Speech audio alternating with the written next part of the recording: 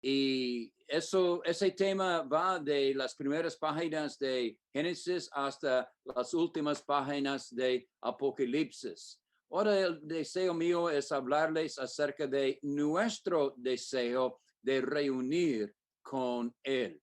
Entonces, para comenzar eso, voy a leer en Salmo 27 y versículo 4. Es un salmo bien conocido, yo creo, a todos nosotros, pero así dice, son las palabras de David después que él había así reconocido lo que Jehová es a él. En versículo 1 dice, Jehová es mi luz y mi salvación.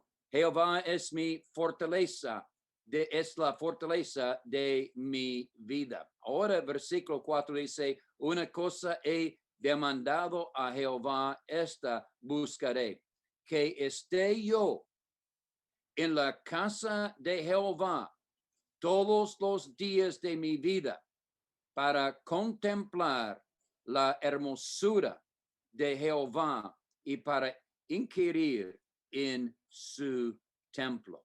Entonces, eso es lo que nosotros deseamos así estudiar en esta noche acerca de el deseo nuestro de estar en la presencia de nuestro Dios y así gozarnos de esa comunión con Él. Lo que quiero hacer antes de hacer eso es que hermano Isaac mencionó cuando me invitó a estar con ustedes que sería bueno si yo doy un pequeño repaso de la obra que nosotros hemos estado haciendo. Entonces, en unos pocos minutos quiero pasar hablar de más o menos 40 años de nuestro servicio en el Señor, realmente 45. Todo empezó en el país de El Salvador. Yo estuve allí ayudando en la construcción de un local. Y entonces la persona que ya es mi esposa llegó a El Salvador para visitar a su tío en camino a su familia en Venezuela. Pasó que pues nos encontramos o nos conocimos en el aeropuerto de El Salvador, de San Salvador, El Salvador. Y yo siempre digo que el Señor me envió a mi esposa del cielo mismo, porque vino en un avión, por supuesto. Pero no, es que el Señor me dio la mejor esposa en todo el mundo. Esa es mi opinión. Entonces, espero que mis hermanos piensen lo mismo. Ahora, la cosa es que después de eso nos casamos unos meses más tarde y fuimos encomendados a la obra completa 5 años después de casarnos. Y fuimos a la obra de El Salvador y estuvimos allí por unos 5 o 6 años. Eso es donde yo intenté aprender el español. Mi esposa era bilingüe, ella podía hablar el inglés y español como igual los dos, entonces ella me enseñó a hablar el español. Ahora, lo que después de 6 años por ahí en El Salvador, el Señor nos dirigió a volver a los Estados Unidos, a Los Ángeles. Y allí empezamos a ayudar una asamblea pequeña en que era en español, que así hablaban así español. Entonces, esa asamblea creció hasta de un puño de hermanos hasta más que 70 hermanos en la comunión. Durante ese tiempo, estamos trabajando en una obra en México, a la frontera, y también otra obra en Phoenix, Arizona. Entonces, también empezamos una obra entre los pandilleros y estamos trabajando, no fuimos a buscarlos, ellos vinieron a nosotros. Y muchas veces las reuniones habían como 100, 150 a veces allí, a ellos así congregados allí para escuchar el evangelio, las predicaciones. Y eso duró que en un lugar más que 20 años. Entonces, después de algo serio que pasó, los pandilleros o de otro grupo quemaron el lugar donde nosotros estamos reuniéndonos. Entonces empezamos a trabajar en otro sitio con pandilleros. Entonces es algo que el Señor puso en nuestras manos y con mucho gusto nosotros lo hacemos. Bueno, entonces nosotros así, en conjunto con eso, estamos trabajando en un lugar predicando el evangelio en inglés y en español. Y después de unos 15 años, trabajamos en ese lugar y por fin el Señor abrió el camino para pudiéramos comenzar una nueva asamblea, una nueva obra. Y el Señor, sí, en una forma maravillosa, nos abrió el camino, digo, la oportunidad de localizar un local adecuado para nuestras reuniones y para establecer una asamblea. Eso fue en julio, el 1 de julio, hace unos 13 años. Entonces nosotros empezamos esa asamblea con unos otro puño de hermanos, no tal vez 10 por ahí, hasta lo máximo 15, pero después de esos 12, 13 años ya ha crecido la asamblea donde ahora se reúnen casi, 40, 45 hermanos. Y 2 de ellos están con nosotros en esta noche. Y algo curioso de esa asamblea es que hay 3 culturas que vienen. Hay los que hablan el inglés, por supuesto. Hay los que hablan prefieren el español y hay otros que hablan y prefieren el coreano. Entonces tenemos esos 3. Por eso todos nuestros mensajes están escritos o predicados en 3 idiomas. Y entonces hay el hermano Samuel que está ahora escuchando. Él me ayuda mucho para traducir mis mensajes. Yo predico en inglés, entonces él está traduciendo mis mensajes de inglés a español.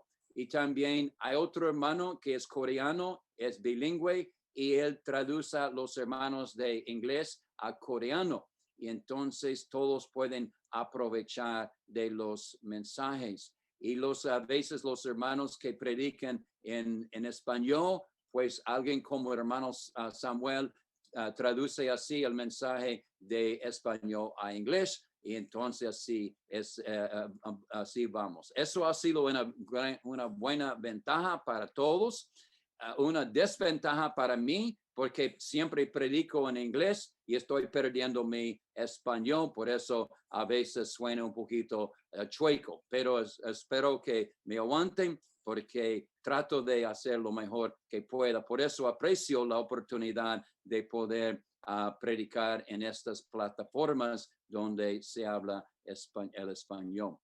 Eso más o menos donde hemos estado, y ese es un repaso, pero rapidito, de lo que el Señor ha estado con nosotros y la manera como nos ha ayudado. Ahora, vamos a volver al tema que tenemos por delante, el deseo de los creyentes para congregarse. Ya hemos leído el deseo de David, de pensar en todo lo que Dios es, al pensar en todo lo que Dios ha hecho por él.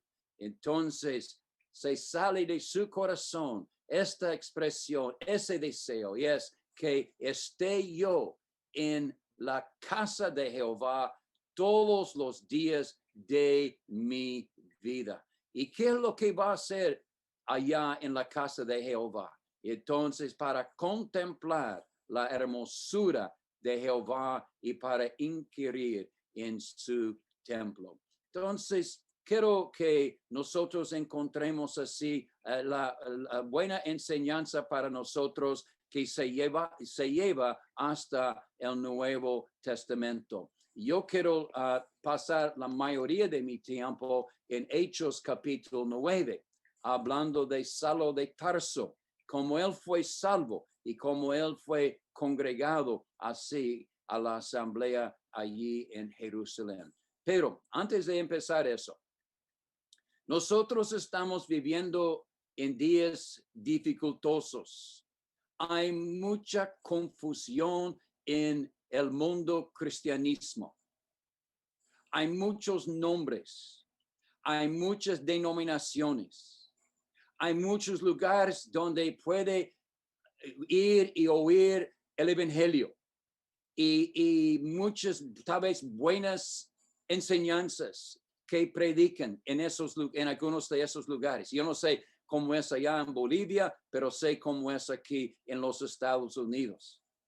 Pero una cosa, todos ellos están de acuerdo en cuanto a la salvación, que hay un solo nombre en el cual podemos ser salvos.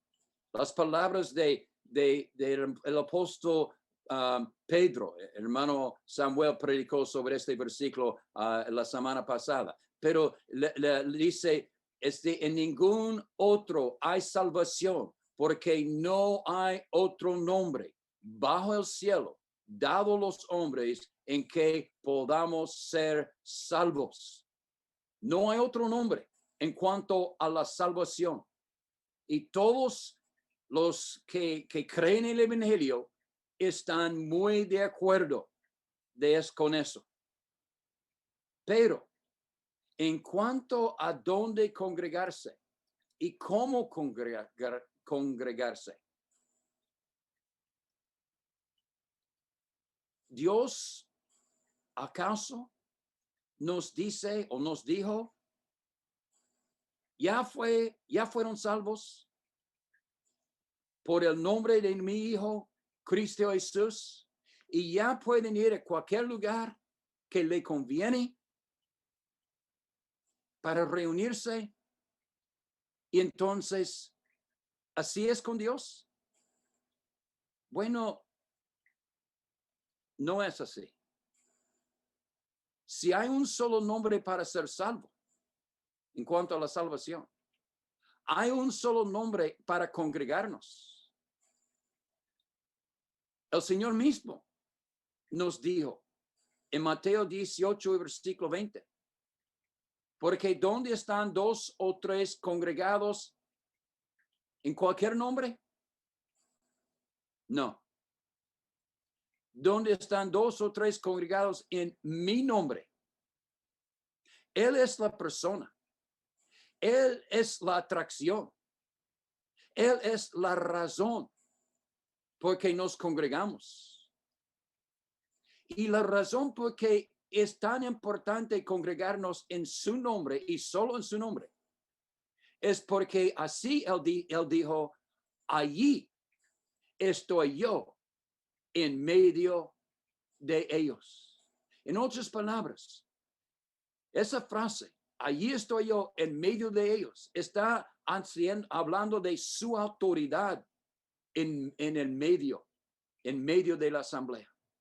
Nosotros somos atraídos al lugar, a la asamblea, por lo que él es, como David fue atraído a Dios. Y como David dijo, que esté yo en la casa de Jehová todos los días de mi vida. Bueno, cuando pensamos en lo que Cristo es a nosotros, el deseo nuestro es congregarnos en su nombre. Entonces, con todas esas denominaciones, y yo no sé los quienes están escuchándome, solo quiero poner algunas cosas para que lo tomen en consideración en su propia meditación de la palabra de Dios. Primeramente, es congregados en un solo nombre. Entonces, ese versículo está puesto en las paredes de otras denominaciones también. Pero ellos usan sobrenombres. Ellos dicen, bueno, somos, y no voy a mencionar los nombres, pero ustedes saben. Y en vez de decir que somos congregados al nombre del Señor, ellos dicen, bueno, yo soy eso o el otro. Una denominación. Pertenezco a esa denominación. Pero, hermanos, es como si está poniendo el nombre de Cristo en el segundo lugar. Y el nombre de su denominación en el primer lugar. Yo no voy a seguir ese tema más, pero solo dejo esta pregunta. ¿Cuántas denominaciones van a haber en el cielo? ¿Cuántas? Ninguna. Nosotros vamos a estar alrededor de una sola persona. Él va a ser el centro de todo, de nuestra adoración, de nuestro canto, de todo. Como es en la asamblea. Él es el centro de toda la adoración. Él es el centro de todo lo que pasa en una asamblea. A Él sea toda la gloria. Y nosotros estamos así diciendo que nos congregamos al nombre solo de Cristo Jesús, el nombre supremo, el nombre más alto de todos los demás. Y qué privilegio es identificarnos solo con Él. Así será en la gloria en el cielo. Y así Dios desea que así sea aquí en este mundo. Ahora, para aún pensar en esto de otros versículos, por ejemplo, Génesis capítulo 49 y versículo 10, un versículo bien conocido en cuanto a las asambleas, pero bueno, solo para decirlo así, el versículo dice, a Él se congregará los pueblos. ¿A quiénes? ¿A quién? A Él. El escritor del libro de Hebreos dice, salgamos pues a Él fuera del campamento, llevando su vituperio. Entonces, todo tiene que ver con Él. Ahora quiero pensar de lo que nosotros tenemos en Hechos capítulo 9. Y aquí encontramos algo que yo llamo el privilegio de reunir. El privilegio de reunir. En ese capítulo, se recuerdan los que estudian la Biblia, leen la Biblia, es que aquí al principio encontramos la conversión, la salvación de Saulo de Tarso. Cuando así él estaba en ese camino a Damasco, él tuvo ese encuentro con el Señor y él pudo preguntar, ¿quién eres, Señor? Y el Señor dijo, yo soy Jesús, a quien tú persigues.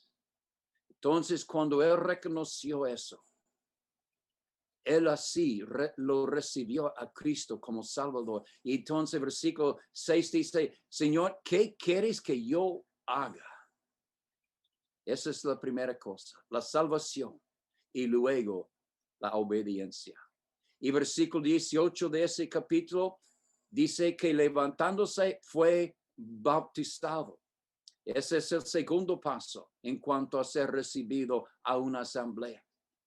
El orden que tenemos en Hechos capítulo 2, que fueron salvos, fueron bautizados y fueron recibidos. Ahora, miramos que en versículo 27, notamos que Saulo, que después de ser salvo, bautizado, y aún estaba predicando, él fue a Jerusalén, a la asamblea allá. Y dice el texto del versículo 26, trataba de juntarse con los discípulos. ¿Qué deseo? Eso es lo que deseamos nosotros, juntarnos con los hermanos, los discípulos. Y esa palabra de juntarse es lo que tenemos en Génesis capítulo 2, donde dice, dejará el hombre a su padre y a su madre y se unirá a su mujer y serán una sola carne.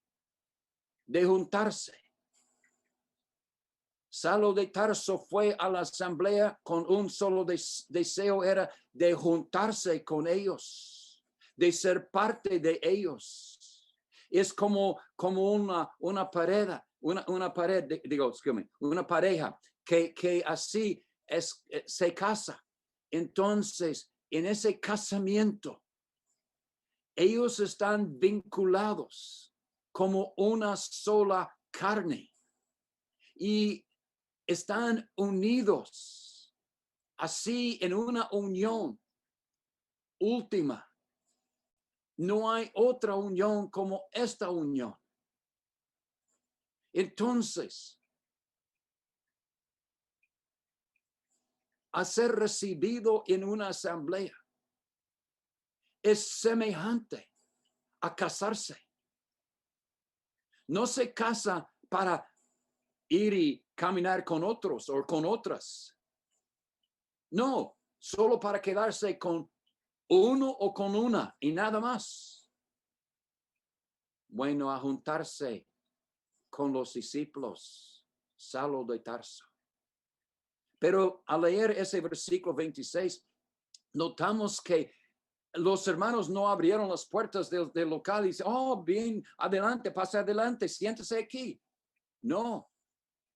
Ellos tenían una reservación, unas dudas acerca de Saulo de Tarso y justamente podemos entender por qué. Hablaremos de eso un poquito en unos momentos. Ellos le dijeron, si practicaban lo que el apóstol Pablo enseñaba más tarde en 1 Corintios capítulo 14, a dejarle entrar en el local de Jerusalén y se recuerda, habían tal vez miles de personas congregándose allí en esa asamblea. Si había solo una, no sabemos exactamente por seguro, pero miles. Y ellos le hubieran enseñado el Saulo de Tarso, por favor, pues se puede sentar aquí atrás para observar lo que está pasando.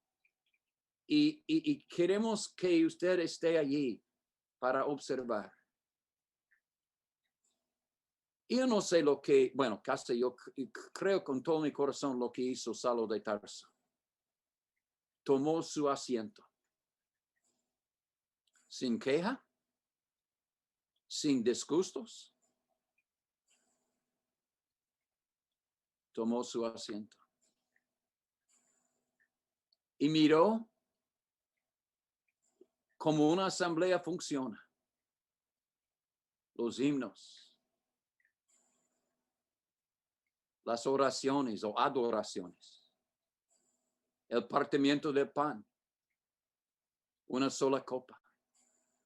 Y etcétera. Él sabía ya de eso.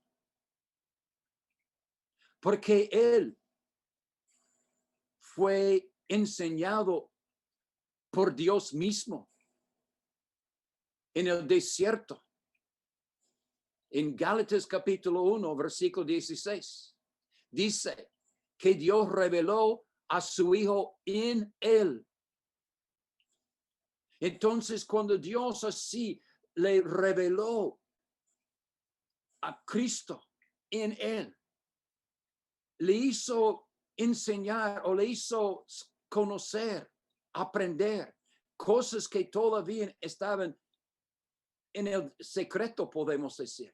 En Efesios en capítulos 2 y 3, hay muchos secretos que fueron así descubiertos por medio del apóstol Pablo y las revelaciones que el Señor le había dado. Entonces le reveló a su Hijo en mí, él dijo. Ahora, en hacer eso, el apóstol, yo casi estoy seguro, no era apóstol en aquel entonces, él hubiera sido aprendido o enseñado, mejor dicho, el orden de una asamblea. Ahora, después de la reunión, Saulo de Tarso caminando por las calles de Jerusalén. Piensa que él estaba pensando, me voy a otro sitio. Como si me voy a otro sitio, entonces ellos van a recibirme, no van a hacer ninguna pregunta, van a dejarme pasar adelante y... No, yo creo que no. Porque una vez que Dios reveló en él su doctrina de su hijo, de cómo congregarse, Saulo de Tarso se quedó con esto. No hay otro lugar para mí. No hay otro lugar. Y estoy 100%, casi 100% seguro que él estuvo en la próxima reunión, y la próxima reunión, y la siguiente reunión. Porque él no pudo hallar lo que él recibió de Dios mismo en otro lugar. Y la manera como dice que él así trataba de juntarse, el verbo en lo original tiene la idea de que seguía tratando de juntarse. No solo vino una sola vez, sino seguía. Por eso estoy seguro que él estaba a las otras reuniones también. Ahora, ¿pero por qué seguía tratando de juntarse? Porque habían algunos ancianos en esa asamblea astutos. Y ellos tenían el encargo de cuidar la asamblea. Ellos tenían la responsabilidad de conocer al rebaño. Y cuando Saulo de Tarso entró aquel día y esos otros días, dice, versículo 26 de Hecho 9, todos le tenían miedo. No creyeron que fuese discípulo. Todos le tenían miedo. Si sabe algo de la historia de Saulo de Tarso, usted tendría o supiera el porqué. Pero más de eso, esos ancianos sabían que ellos tenían el encargo de la asamblea, y ese encargo era algo muy, muy particular, muy importante, porque es un encargo de Dios a ellos. La asamblea pertenece a Dios, y por eso ellos tenían que usar mucho cuidado. Fíjense lo que dice la Biblia. En 1 Corintios 1 y 2, la asamblea es llamada la iglesia de Dios. En 1 Corintios 3 y 16, se llama la morada del Espíritu de Dios. En 1 Timoteo 3 y versículo 15, 3 cosas. Se llama casa de Dios. Se llama la iglesia de Dios viviente. Se llama columna y baluarte de la verdad. Por eso esos ancianos tenían que usar cuidado, porque esa asamblea no es de ellos, sino es de Dios. Y más tarde, ese mismo Saulo de Tarso iban a escribir en Hechos capítulo 20 y versículo 29. El cuidado que los ancianos tienen que usar en cuanto al rebaño. Porque él dijo, a su salida de entre de ellos, entrarán en medio de vosotros lobos rapaces que no perdonarán al rebaño. Oh sí, tiene que usar cuidado en cuanto a eso. Pero gracias, Señor. Bernabé vino y les habló de cómo él había visto a Cristo en el camino y entonces que Saulo de Tarso ya había hablado de Cristo y también hablaba así del cambio que fue demostrado sí en su vida. Ahora, eso es Saulo de Tarso. Eso es hablando del privilegio de poder congregarse. A él, después de recibir de Dios esas enseñanzas, jamás hubiera estado satisfecho en cualquier otro lugar. No importa su tamaño, no importa lo que sea, es que es de Dios y eso es lo que le importa. Ahora, el deseo nuestro de congregarnos. Quiero hablar del poder detrás de nosotros para hacernos congregar. En Juan capítulo 6 y versículo 12, dice allí, recogen los pedazos que sobraron para que no se pierda nada, recogen.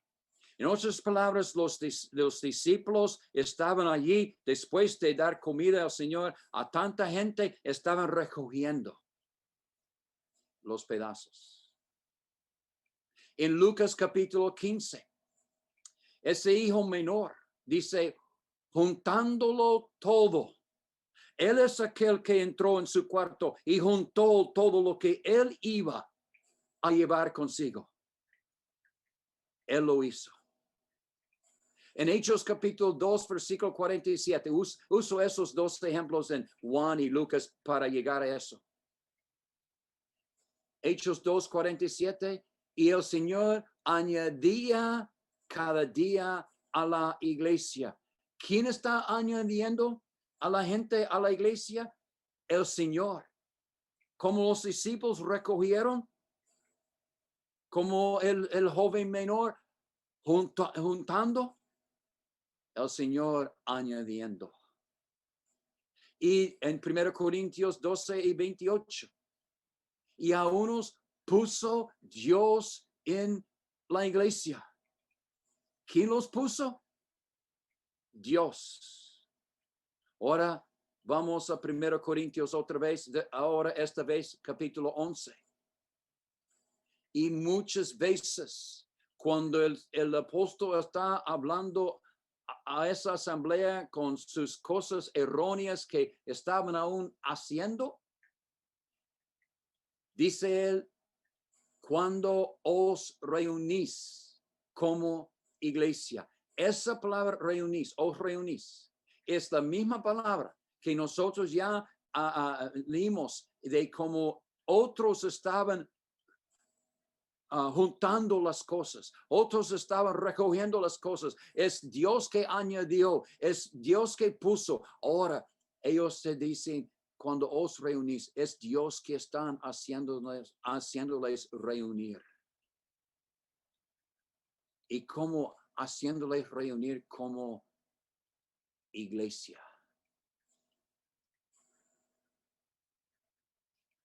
Yo no sé, casi puedo contarlos aquí enfrente de mí, pero ustedes pueden ver en su Biblia, léalo en 1 Corintios, empezando desde versículo 17 hasta 26, hasta 14, 26, y usted puede ver las muchas veces que se emplea esa palabra.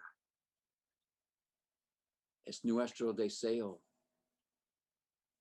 reunir con nuestro Dios en la asamblea, porque reconocemos que yo no estoy en la asamblea por conveniencia. No estoy en la asamblea porque decidí, bueno, esa asamblea o esa iglesia está más cerca a mi casa que otra. No. Esperamos que así fue, que usted está en la asamblea porque el Señor le dirigió a la asamblea.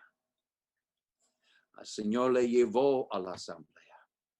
Y por eso es su deber y debe ser su deseo estar en la asamblea lo más que pueda. Ahora es por medio de plataformas virtuales. Nosotros estamos en lo mismo aquí en Los Ángeles. Nosotros tenemos 4 reuniones todos los domingos y tenemos una reunión los martes. Y es buena la asistencia.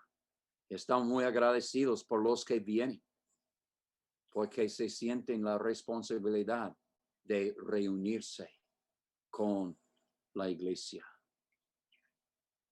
Ahora, cuando pensamos en eso, queremos pensar en el propósito de reunir.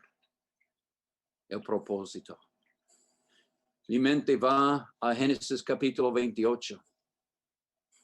Y allí tenemos a Jacob y está en un sueño.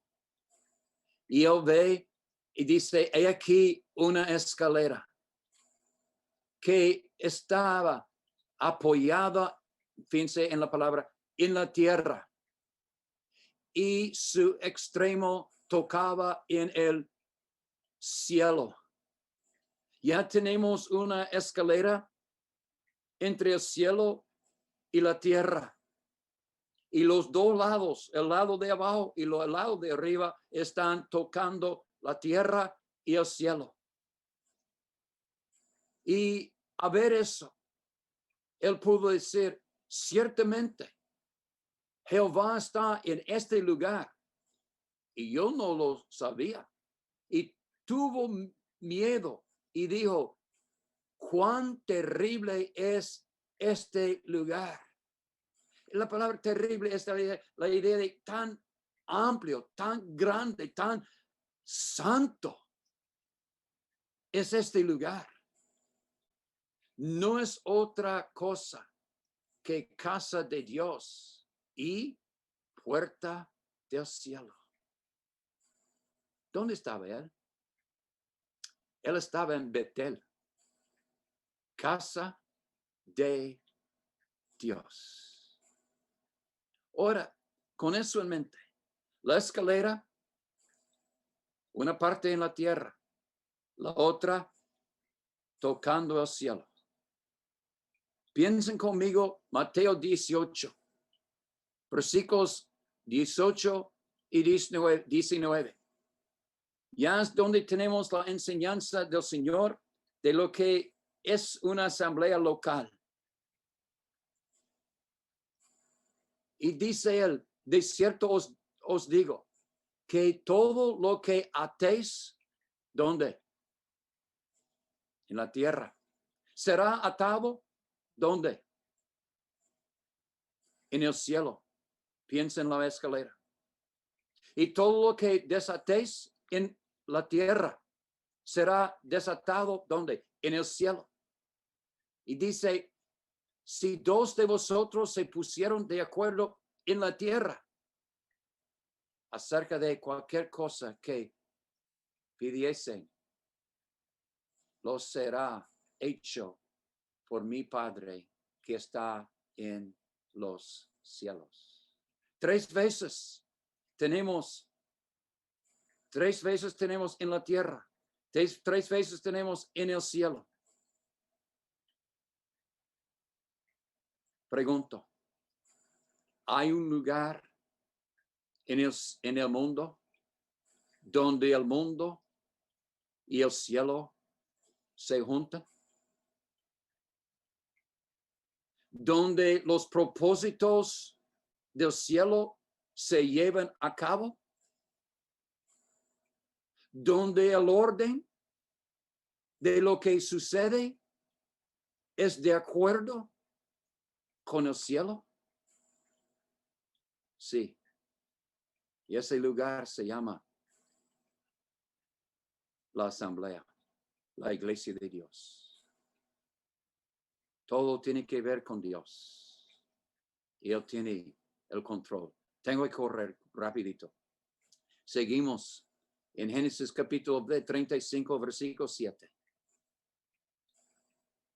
Tenemos el mismo Jacob.